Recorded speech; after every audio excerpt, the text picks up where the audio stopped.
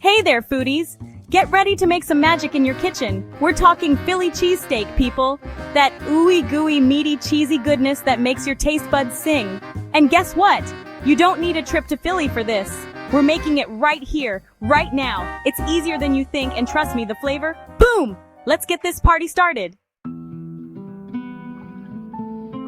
First things first, let's round up our flavor squad. You're gonna need thinly sliced ribeye steak, the star of our show.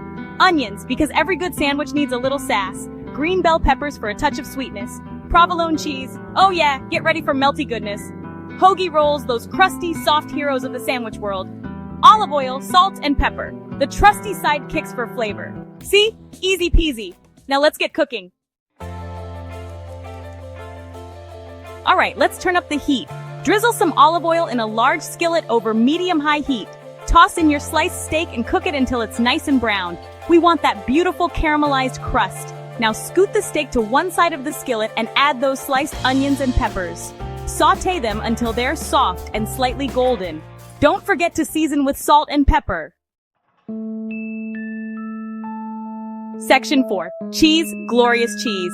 Okay, are you ready for the best part? The cheese. Layer those provolone slices over the steak and veggies. Turn the heat down low, cover the skillet, and let that cheese melt into a glorious, gooey dream. This is where the magic happens, folks. Section 5. Building your flavor fortress. While the cheese is melting its heart out, let's toast those hoagie rolls. Slice them lengthwise and give them a quick toast under the broiler or in a toaster oven. Now, the moment we've all been waiting for. Pile that cheesy, meaty goodness onto the toasted rolls. That's it. You did it. Now go ahead, take a bite, and let those flavors take you on a trip to Philly and back. Don't forget to share the love and make this for your friends and family. Enjoy!